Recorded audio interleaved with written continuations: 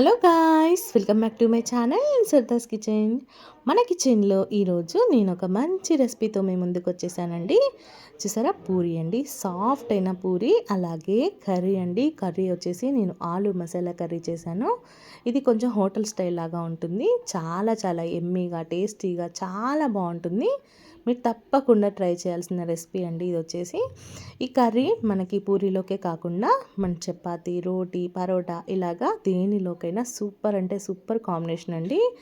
ఈ రెసిపీని మీరు తప్పకుండా ట్రై చేసి అలాగే మీ విలువైన కామెంట్ని నాకు కామెంట్ రూపంలో తెలియచేయండి. తప్పకుండా షేర్ చేయండి. అలాగే ఇప్పుడు ఈ రెసిపీని ఎలా చేసుకోవాలి ఏంటి అనేది నేను ఈ వీడియోలో మీతో షేర్ చేసుకుంటున్నాను. తప్పకుండా చూసేయండి. నేను గోధుమ పిండి తీసుకున్నానండి. నేను వేరే ఏ పిండి తీసుకోలేదు, గోధుమ పిండి తీసుకున్నాను. ఇందులోకి కొంచెం తగినంత సాల్ట్ వేసుకోండి, అంటే టేస్ట్కి సరిపోయేంత సాల్ట్ వేసేసుకొని ఇలాగ కొంచెం కొంచెం వాటర్ వేసుకొని ఇది సాఫ్ట్గా కలుపుకోవాలండి. పిండి అనేది సాఫ్ట్గా కలుపుకుంటే మనకి పూరి కూడా అంత సాఫ్ట్గా వస్తుంది. ఇందులో నేను ఏ ఆయిల్ కానీ, నెయ్యి కానీ, బటర్ కానీ ఏమీ వేయట్లేదండి. జస్ట్ వాటర్ వేసి ఇలా కలిపేసుకుంటున్నాను. చూసారా, పిండి అనేది ఇలా సాఫ్ట్గా ఉండాలి. ఇప్పుడు మనం మూత పెట్టేసి దీన్ని ఒక 10 నిమిషాలు పక్కకు పెట్టేసుకుందాము. ఇది చక్కగా నానితే ఇంకా బాగా వస్తుందన్నమాట. ఇప్పుడు ఇంకా వేరే బాండి పెట్టేసుకొని దీంట్లోకి ఒక 4-5 టేబుల్ స్పూన్స్ ఆయిల్ వేసుకున్నాను. ఇలా వేసేసుకొని ఇలాగ బగారాకు వేసేసుకున్నాను. ఆ తర్వాత ఒక 3 లవంగా, అలాగే ఒక దాచిన చెక్క వేసేసుకోండి. చాలా బాగుంటుందండి ఈ కర్రీ. మీరైతే ఎప్పుడు ఒక టేస్ట్ కాకుండా అప్పుడప్పుడు ఇలాగా వెరైటీగా చేసుకుంటే ఇంకా బాగుంటుంది కదా. ఇప్పుడు నేను ఆనియన్ వేసుకుంటున్నానండి. పెద్ద ఆనియన్ అయితే ఒకటి వేసుకోండి, చిన్నవైతే ఒక 2 కట్ చేసి వేసేసుకోండి. అలాగే సన్నగా కట్ చేసుకున్న పచ్చిమిర్చి అండి, నేను ఒక 6-5 వేసుకున్నాను. అలాగే మీరు స్పైసీకి తగ్గట్టుగా, లేదు మేము కొంచెం స్పైసీ తక్కువ తింటామంటే తగ్గించి వేసుకోండి. లేదు అంటే ఓన్లీ పచ్చిమిర్చితో చేసుకుంటామంటే ఇలా కూడా చేసేసుకోవచ్చు. ఇప్పుడు ఇది కొంచెం ఫ్రై అయిన తర్వాత మనం పుదీనా వేసుకున్నామండి. పుదీనా వేసుకుంటే దీని టేస్ట్ అనేది చాలా బాగుంటుంది.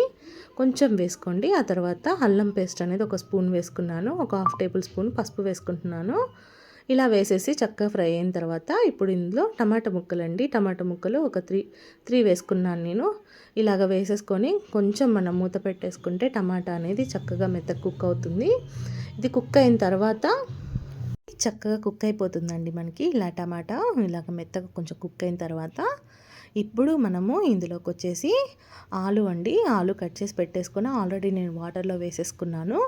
ఇది మరీ సన్నగా కాకుండా మరీ లావుగా కాకుండా మీడియంగా నేను కట్ చేసుకున్నాను.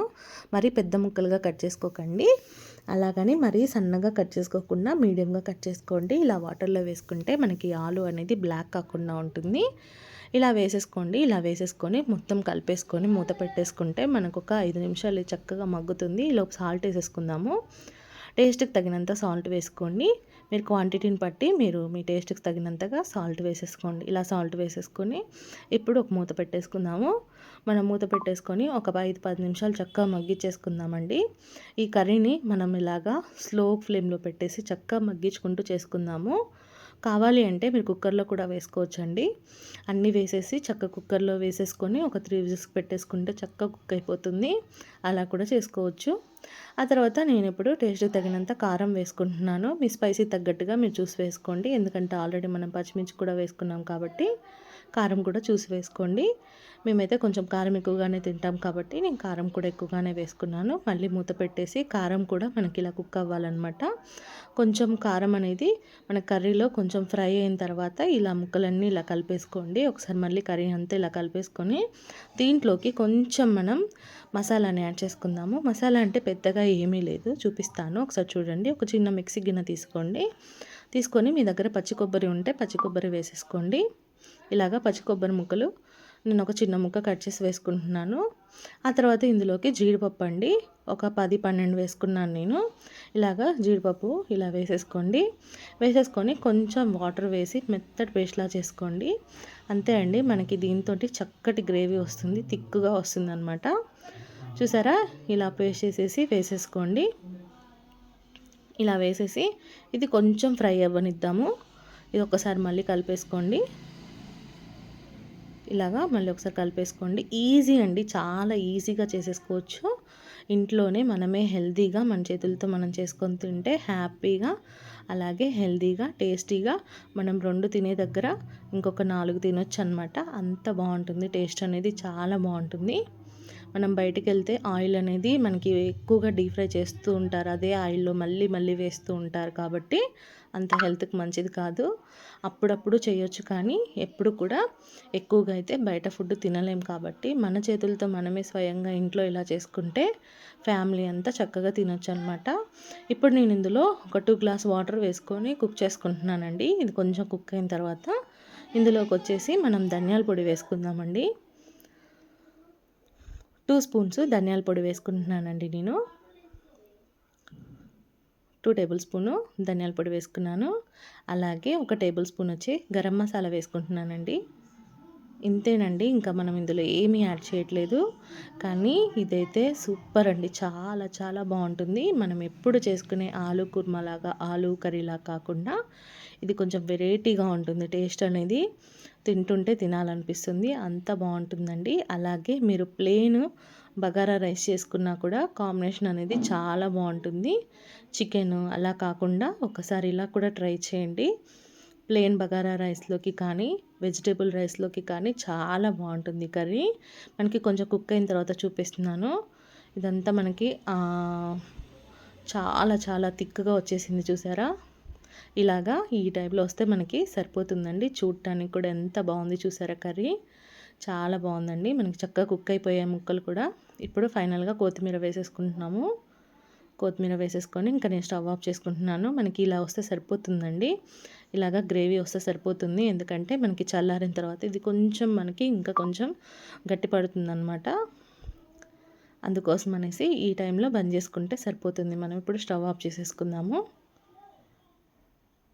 ఇలా అయితే సరిపోతుందండి. మీరు సింగిల్గా ఉన్నా సరే, బ్యాచిలర్స్ అయినా సరే ఈ వీడియోని పూర్తిగా చూడండి, ఎక్కడ స్కిప్ చేయకుండా. మీరు కూడా ఈజీగా చేసేసుకోవచ్చు అండి ఇంట్లోనే. ఆ తర్వాత ఇలా మనం ముందు కలిపెట్టుకున్నాం కదా పూరి పిండిని, ఇలా తీసేసుకొని చిన్న చిన్న బాల్స్లా చేసుకుంటున్నాను. ఇప్పుడు వీటిని పక్కకు పెట్టేసుకొని పిండి అద్దేసుకొని ఇలా ఒత్తేసుకోవడమే.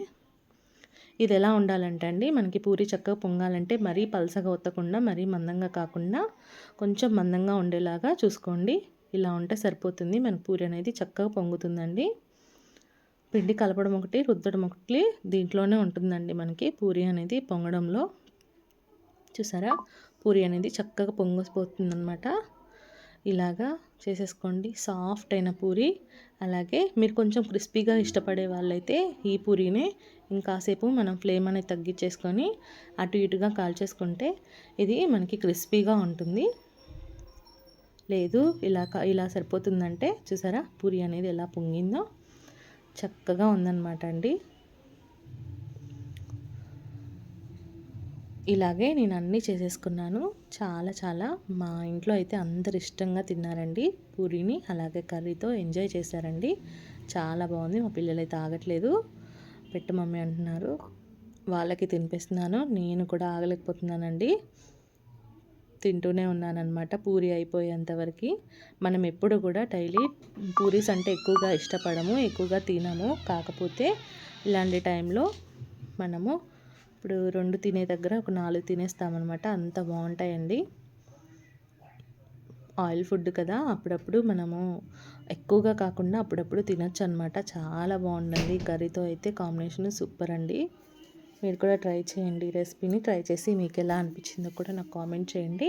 అలాగే మన ఛానల్ని ఫస్ట్ టైం చూస్తుంటే కనుక ప్లీజ్ మన ఛానల్ సబ్స్క్రైబ్ చేసుకోండి, లైక్ చేయండి, షేర్ చేయండి. అలాగే మీకు ఈ రెసిపీపై మీ అభిప్రాయాన్ని నాకు కామెంట్ రూపంలో ఖచ్చితంగా తెలియజేయండి. అలాగే థ్యాంక్ యూ సో మచ్ అండి.